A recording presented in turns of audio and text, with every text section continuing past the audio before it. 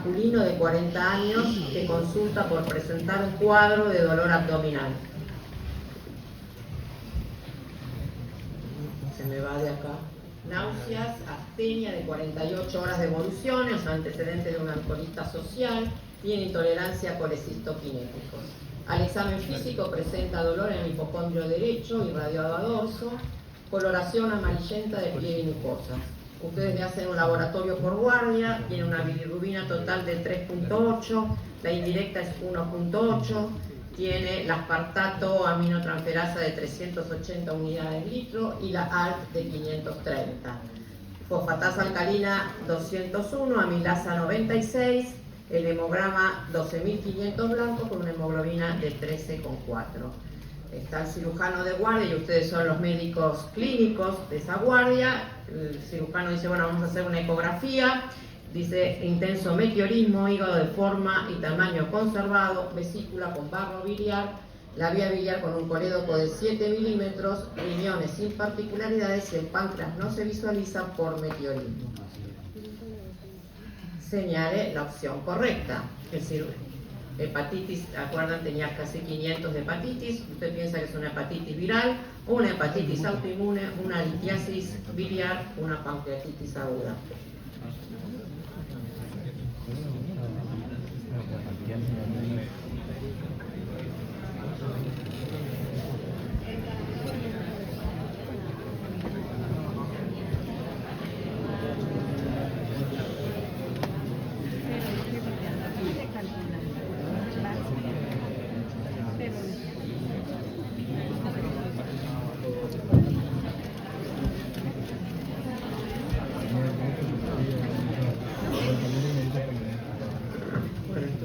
Dividido.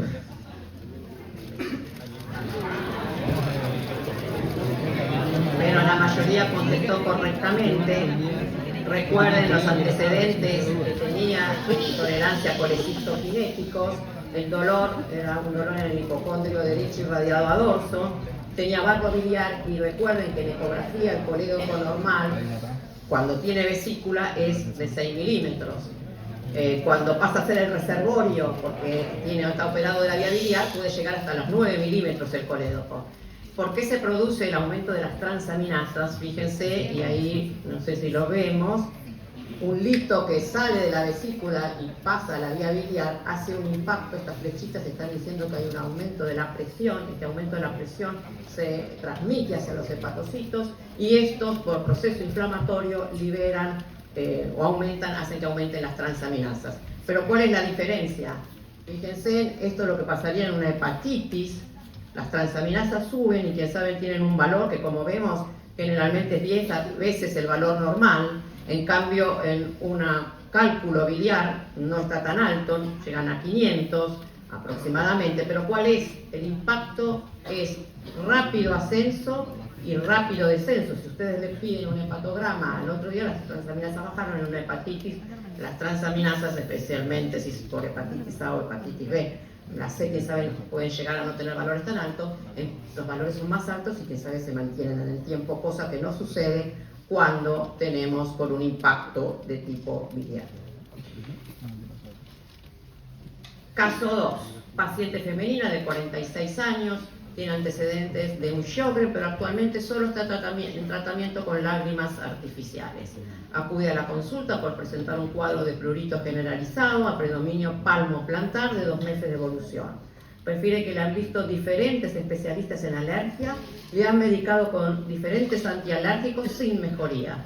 Trae estudios de laboratorio en rango de normalidad, a excepción de un aumento de la fosfatasa alcalina 3 veces por encima del valor de referencia.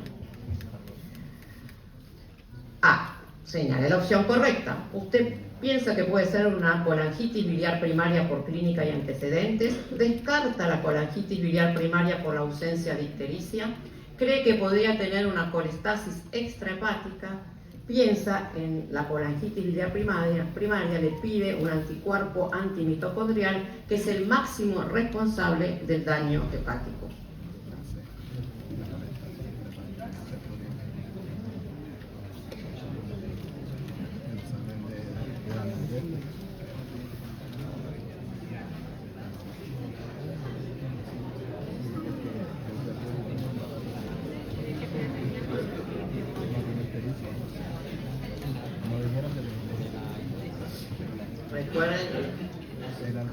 hace bastante tiempo no se llama más cirrosis biliar primaria, sino que se llama colanquitis. Si vamos a esperar a que tenga cirrosis, ya van todas a trasplante. Bueno, 31% contestó correctamente. El 38% puso la última, pero como se dijo anteriormente, lean bien la consigna, el máximo responsable del daño hepático.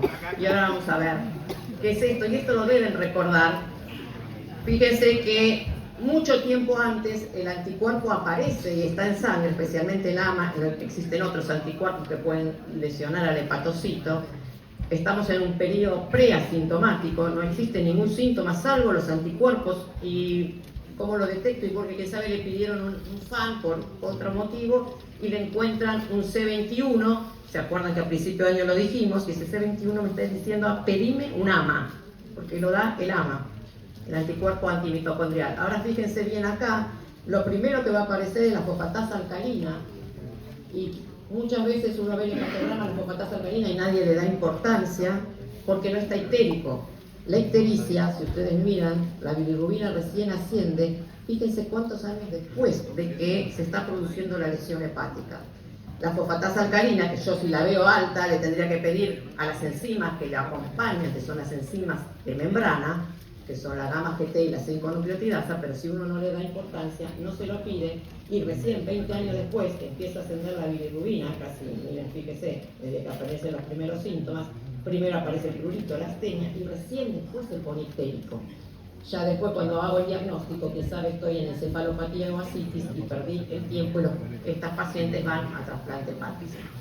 Entonces recordamos que es una colestasis. Una colestasis es una alteración del flujo biliar y de las sales biliares y ácidos biliares. Hay un aumento de las enzimas de colestasis, que son primas hermanas, que son las fosfatasa alcalina, gamma GT y 5-nucleotidasa. No hace falta que pida las tres, si ya tengo dos. La 5-nucleotidasa es más cara, así que no hace falta que lo pida. Pero fíjense la pregunta última para los que contestaron. Obviamente la injuria inmune inicia, pero son los ácidos biliares que se van acumulando los que van a producir el daño mayor en el hepatocito, lo que va a llevar a la ductopenia y luego a la fibrosis y a las alteraciones hepáticas de descompensación. Los criterios diagnósticos obviamente van a ser colestasis, por laboratorio síntomas, el AMA positivo y la biopsia, y fíjense que se asocia a otras enfermedades autoinmunes, y una de las que más se asocia es el Sjögren, que tenía el antecedente de esta paciente. Entonces vamos a ver algunos 10 tips en hepatología. Primero, un aumento de transaminasas no siempre es una hepatitis viral. Recordar que el hígado graso no alcohólico, y hoy que se llama la enfermedad de hígado graso asociada a disfunción metabólica, abuso de alcohol, toxicidad por fármacos, son otras causas frecuentes de ascenso de transaminasas. Menos frecuentes litiasis biliar, la hepatitis autoinmune, la enfermedad celíaca, la isquémica, el Wilson, etc. Siempre valorar las transaminasas en un contexto clínico por frecuencia y valor de las mismas. Segundo tips, colestasis es una alteración del flujo biliar y de las sales biliares, que está caracterizado, como dijimos, por un aumento de las enzimas de membrana, las tres que dijimos. Un síndrome coledociano se caracteriza por la tríada de ictericia, coluria y apolia. Un coledociano es una colestasis extrahepática, pero no toda colestasis no es un síndrome coledociano. Una vez que establecí que estoy en presencia de una colestasis, tendré que decir si es intrahepática o extrahepática, y será la ecografía la que nos oriente en su diferenciación, encontrándonos dilatación de las vías biliares intra y extrahepáticas. De las enfermedades autoinmunes hepáticas, la colangitis biliar primaria, recuerden que los síntomas son tardíos, siendo los más frecuentes el prurito y la astenia. Le pedimos el AMA, pero recordamos, como dije recién, que las sales biliares van a provocar, por eso el tratamiento de esta entidad es con el ácido ursodesoxicólico. Recordar la otra enfermedad autoinmune, que es la esclerosante primaria, que también es una enfermedad colestásica crónica autoinmune. Esta provoca estenosis y fibrosis de los conductos biliares, y el anticuerpo que debo solicitar es el ANCA-P, está asociado a enfermedad inflamatoria intestinal, a la colitis ulcerosa. Bien. Hepatitis autoinmune, está asociado a otras enfermedades autoinmunes. Recuerden que el 10% puede tener el AMA positivo, que es el que vimos antes. Hepatitis tipo 1, lo que va a tener es el ANA, el asma y el antígeno soluble. La hepatitis tipo 2 es más frecuente, el otro es en adultos y en gente más joven. La tipo 2 es más de los niños, de la gente joven. Y el anticuerpo que debo pedir es el LKM1. Yo, en mi conjunto, cuando sospecho una hepatitis autoinmune, voy a pedir toda esta serie de anticuerpos. Se recomienda la biopsia hepática antes de iniciar tratamiento, a menos que los riesgos de la biopsia superen los beneficios de la certeza diagnóstica. El tratamiento de primera línea son los corticoides. Hoy recuerden que corticoides no debemos usarlos más allá de los 40 miligramos, eso es lo que se aconseja traumatológicamente, y la droga inmunosupresora es la azatioprima, si bien existen otras. El quinto tips: hepatitis agudas cursan con aumento de ambas bilirrubinas, aumento de las transaminasas y la fosfatasa alcalina puede aumentar. Recuerden que las transaminasas, dependiendo del tipo de hepatitis, pueden estar 20 a 40 veces su valor normal. La relación en la hepatitis viral de la AS o GOT y GPT debe ser menor a 1. En hepatitis alcohólicas, recuerden que esta relación es mayor a 1 con un aumento de la gamma GT, que el alcohol es un inductor vía citocromo de la gamma GT. Las hepatitis isquémicas hay aumento de las transaminasas, a veces por 20 veces el valor normal, en pocos días, con un cociente de alaninotransferasa sobre LDH menor a 1.5. En el hígado graso metabólico el cociente es menor a 1 a medida que aumenta la fibrosis. Valorar la estatosis con ecografía y fibroscan.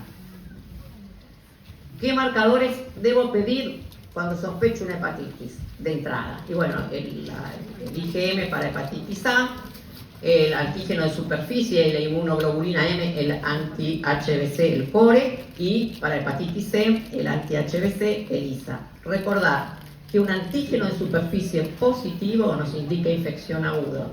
Si persiste más allá de 6 meses, hablamos de cronicidad. El anti-HBC antígeno indica inmunidad por infección, resuelta o por vacunación, aislado.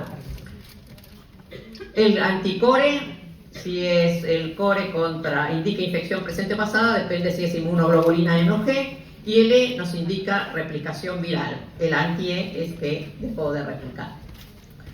Otra cosa importante, las enzimas hepáticas no evalúan ni el estado, ni la enfermedad, ni la función. ¿Qué quiero decir con esto? Yo puedo tener una lesión masiva de hígado y tener transaminasas disminuidas. O sea, no se fijen por eso. Y si yo quiero ver funcionalidad hepática, lo que debo pedir es el factor 5 del hábil o el coagulograma completo. Puedo pedir una pseudocolinesterosa. Recuerden que la albúmina y el colesterol, si bien la lesión hepática me lo provoca alteración y me baja, la vida media de la albúmina es entre 21 y 30 días. Por lo tanto, lo que yo estoy dosando hoy es la albúmina que fabriqué anteriormente. Por lo tanto, los utilizo como marcadores de falla hepática de cronicidad. Tumores hepáticos benignos. Tenemos hemangiomas, hiperplasia nodular focal, adenoma. Recuerden que el más frecuente es el hemangioma, que se presenta más frecuente, el 70% son mujeres, en cualquier edad, pero más frecuente entre los 30 y los 50 años. Son asintomáticos la mayoría de las veces, pero cuando tienen gran volumen pueden producir síntomas de compresión o sangrado. Mayor crecimiento en embarazos y con anticonceptivos estrogénicos, que hoy casi se usan los progestágenos, o con menor dosis estrogénica. El diagnóstico es por ecografía con una lesión hiperecogénica, generalmente de bordes regulares, y en las dudas pedimos la TAC con contraste que muestra realce periférico precoz y en resonancia la hipointensidad en el T1 o la hiperintensidad en el T2. El 9. Tumores hepáticos malignos, el 90% son cánceres metastásicos. Recordar los primarios, si bien existen más, los dos sería hepatocarcinoma y el colangiocarcinoma, que por suerte es mucho menos frecuente. El hepatocarcinoma es la tercera causa de muerte por cáncer. Los factores de riesgo son la cirrosis, la fibrosis y la hepatitis B crónica. ¿Por qué lo pongo separado? Porque el virus de la hepatitis B por sí solo, sin que llegue a la fibrosis, puede ser un inductor de un hepatocarcinoma. Generalmente más el factor de riesgo el sexo masculino y la edad. La alfa-fetoproteína por sí sola no es un marcador con mucha sensibilidad, o sea, es poco sensible. Debería usarlo asociado a un marcador de imagen. porque pueden existir otras causas que me lo elevan, como tumores de células germinales, fibrosis, trombosis de la aorta, metástasis hepáticas masivas o en la falla hepática. El diagnóstico no invasivo es con resonancia magnética y TAC, con los criterios del LIRAT, como tenemos en mama, BIRAT, también acá tenemos el LIRAT, que va a tomar en cuenta el tamaño, el realce en la fase arterial, el washout en la fase venosa tardía y la presencia o no de cápsula. Y ecografías con contraste, que es el serum más la alfa-fetoproteína, han aumentado la sensibilidad. La ecografía con contraste es con micropartículas aéreas. Y por último, tips: en ascitis de primera consulta siempre realicemos paracentesis y busquemos el gradiente albúmina plasmática, albúmina del líquido ascítico. Un GASA mayor de 1,1 nos sugiere hipertensión portal, con proteínas totales menores de 2,5, hipertensión portal sinusoidal, cirrosis o un Budd-Chiari tardío. Con proteínas totales mayores de 2,5 puede ser un síndrome de hipertensión portal post-sinusoidal, una insuficiencia cardíaca derecha, un Budd-Chiari reciente o una enfermedad veno-oclusiva.